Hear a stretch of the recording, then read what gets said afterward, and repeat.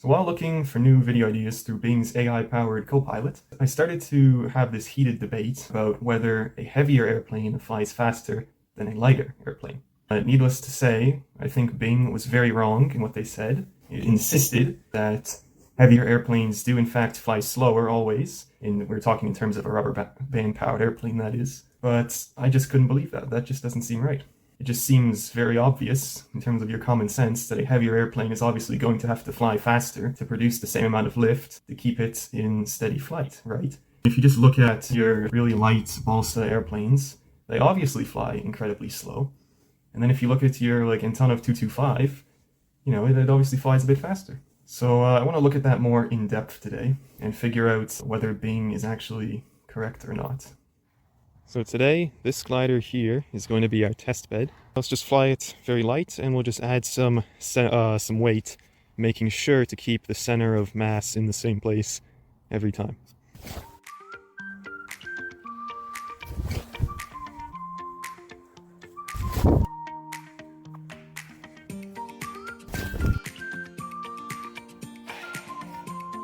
So I have added a lot of extra weight to the glider now.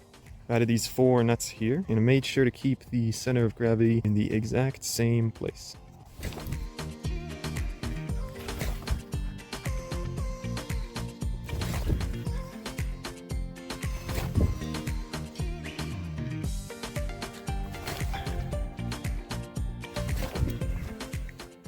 Okay, so I guess now we can just compare the footage and see what the results are.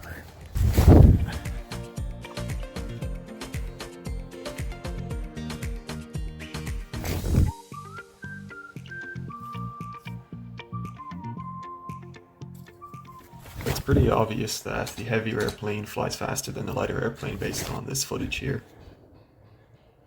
But I don't want to be unfair to Bing and say that it was entirely wrong. Because if we look at this diagram here, even though the heavier airplane did glide much faster, I had to apply a much larger acceleration to it. I had to throw it a lot harder than the lighter one to get that velocity. And if both of the airplanes had the same energy applied to them, the heavier one would in fact fly slower, if at all. So it just depends on how you want to look at it, really.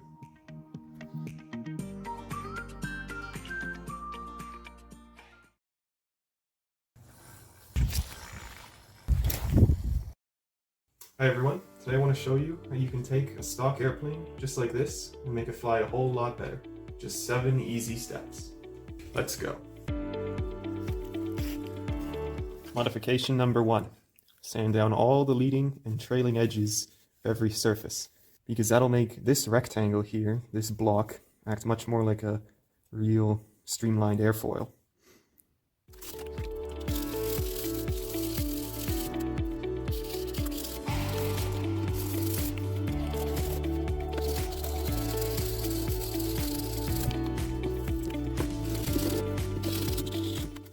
So those trailing edges here are almost razor thin. Now you can also do the tail surfaces as well. I'll just give those a light sanding. Step number 2. Now I'm going to change this dihedral angle here on the wings, because as we learned in the previous video, the optimal angle is about 25 degrees for the best stability.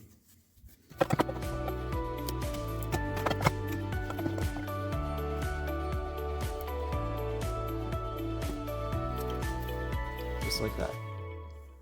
I'm also just going to cut out a little groove in the fuselage here to make sure the wings can fit inside properly with the dihedral. There we go. Step 3. Remove the landing gear. Because who says airplanes really need to have landing gear anyway, right? All it does is create more drag, and you just don't really need it. Step 4. You see these little imprints here of the Gillows logo? We don't need it. So it probably doesn't make too much of a difference to the overall effectiveness of the propeller, but it probably makes a little bit of difference. So we're just going to sand that off to make the whole propeller completely smooth.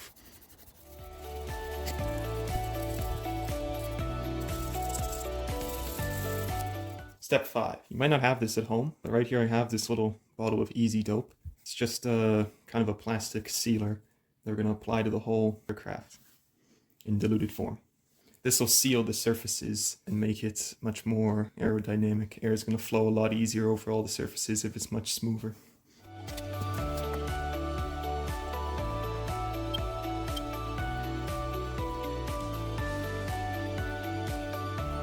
And we're just going to wait for that to dry.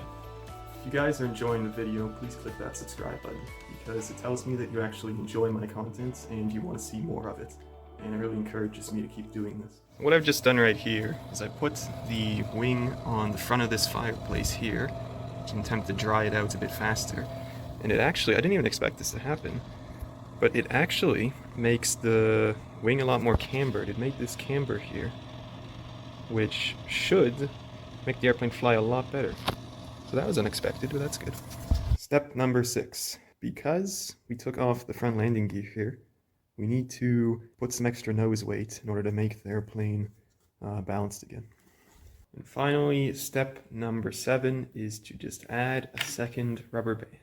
Because as I found out in my recent video about optimizing a rubber band airplane, link in the description to that one and the dihedral one, these planes, they fly best with 2 rubber bands. And there you go. That was 7 ways to make your rubber band airplane fly better. Let's try it out. Problem is that I can't fly this and hold the camera at the same time. But if I use the stand, then we won't get the whole flight in.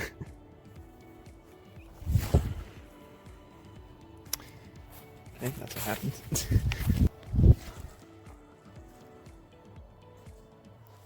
Well, the right wing just wasn't working right, it seems. Okay, come on, last flight.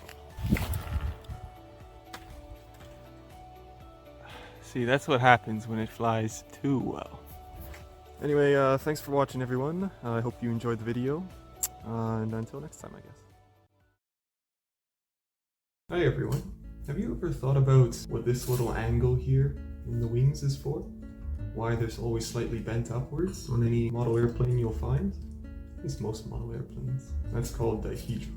And more specifically, how much should that angle be? If you're making your own model airplane, how much dihedral do you actually want to use?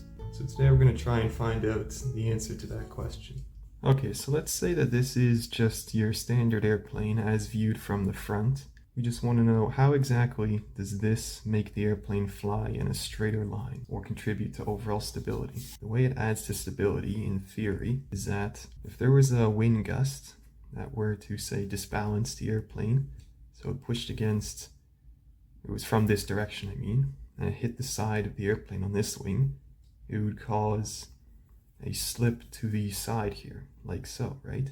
But when it slips, the oncoming airflow from this side would hit this surface of the wing, and that would cause a restoring force to bring the whole aircraft back to equilibrium. Having this creates a much larger surface area for the restoring airflow to hit the wing and bring the airplane back to an even keel.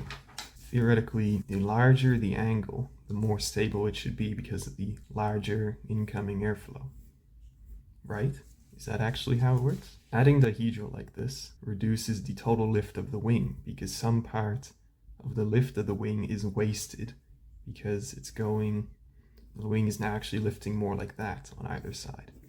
So some of that lift is being wasted as it's going to the horizontal component instead of the vertical. For something like a Balsa glider, if there's too much, the lift of the wing is going to be wasted. Too little, the whole airplane is going to be unstable. We'll try to find that balance through experimentation.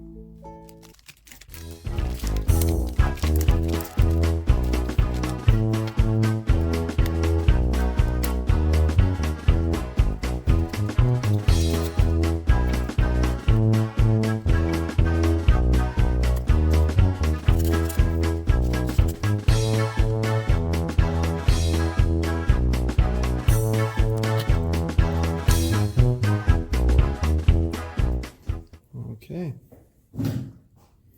so this is the glider just in its standard configuration. So what if we were to increase that angle and see how it affects the whole overall stability? Okay, this is going to be flight number 1 with no modified dihedral.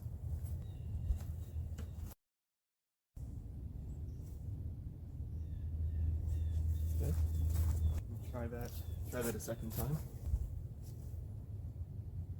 To try to do some loop-de-loops and a bit more acrobatic moves here.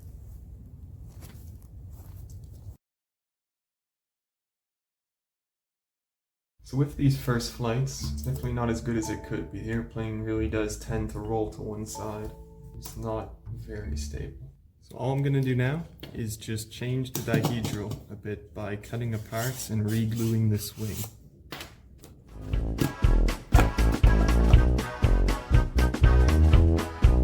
I'm just going to add a piece of baking paper to make sure the wood doesn't stick to the table. Apply a light bit of glue here. And there we go.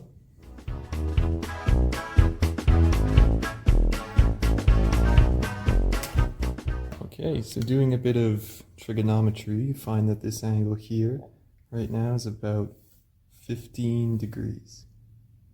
Okay, take 2, trial 2. With 15 degrees dihedral.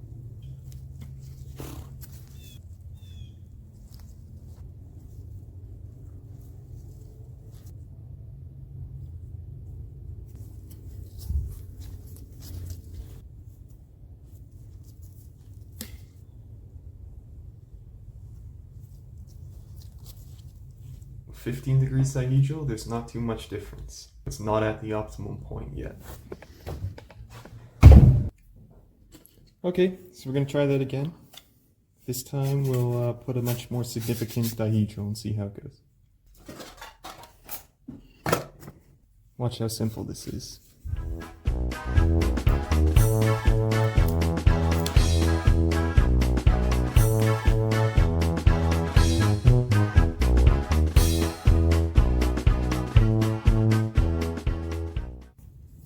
Okay, so trial number 3.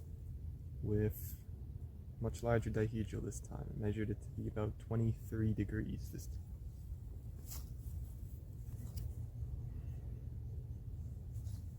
time. Okay, yeah. Oh yeah. So we do have a little bit of wind right now. I'll wait for that to stop. Okay.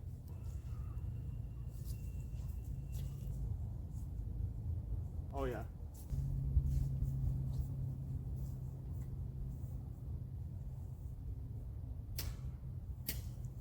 Wow.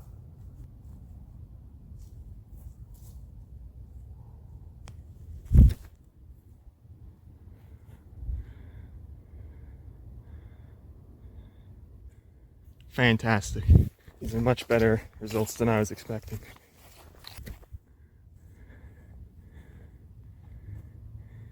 Wow. 23 degrees is definitely a good dihedral to work with. Okay, so those were surprisingly good results. So maybe just for kicks, we'll try and increase it a little bit more.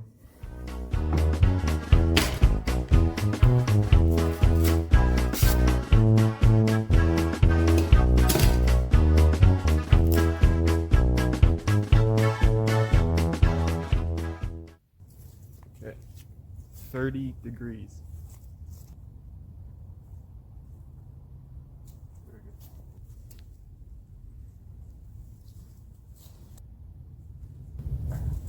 So it is very stable, but there is kind of a loss of lift I'm seeing. Any other angle beyond 30 degrees just wasn't very promising.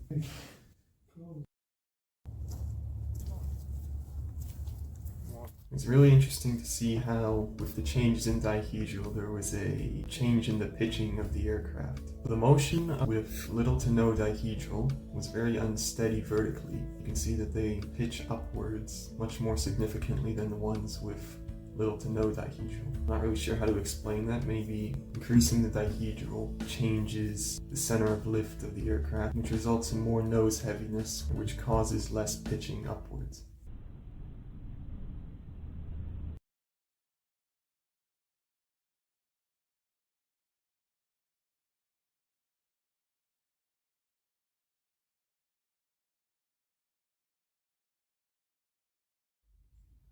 So if you're building a model aircraft, maybe hand building it, Looks like probably around 25 to 30 degrees dihedral, anywhere between there would be your optimal. That's only for a small glider like this. Anything bigger, generally the bigger your glider is, the more stable it is, just because it has more surface area. But for something this size, probably 30 degrees is a safe bet to get a very stable, well-flying aircraft. Thank you for watching. If you enjoyed the video, please like and subscribe. It'll help support my channel. I'll know that you actually enjoy the content and want to see more. Till next time. So if you're like me, you've probably spent countless hours flying one of these things in the days of your youth. These ones straight out of the factory only usually come with one rubber band, which isn't even on this model, but you get the point. But what if you were to add a few more? Would that make for better flights?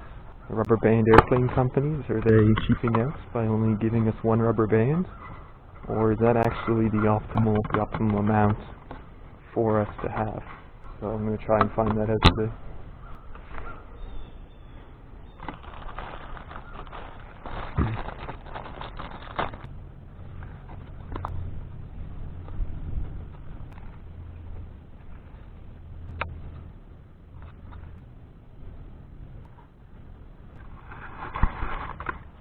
Okay, so test number 1 with one rubber band. Okay, that should be tight enough. You'll notice here I got the wings very far back on the fuselage. That's just so the airplane doesn't climb too quickly and waste the power of the propeller. Flight number 1.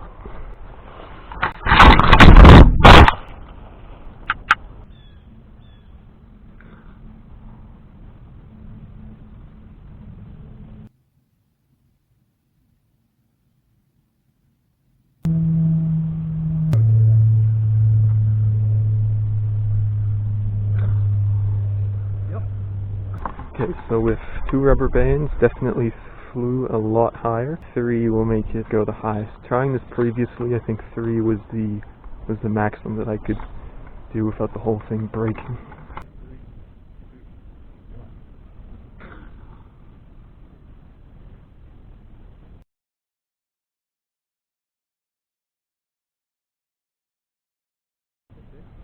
I'm going to try it again with throwing it more vertically.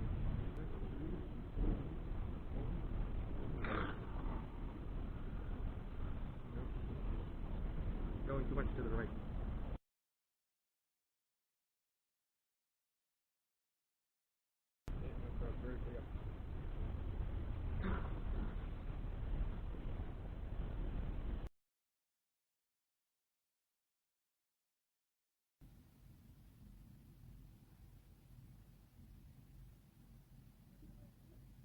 So what I suspect is happening is that the rubber band unwinding is causing a lot of untwisting of it. It's causing some kind of a rolling motion to the right. Color can't counteract that. So I might just have to accept that and move on.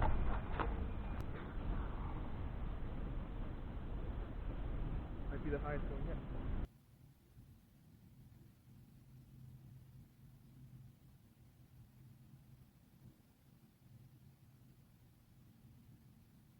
So this time, I'm going to try it with 4 fresh rubber bands. Now I don't expect it to actually work. This thing, the back here, is probably going to break off, but we'll try it anyway. Nope, 3's the limit. Well, overall, looks like 2 rubber bands is the best for if you want to try this yourself.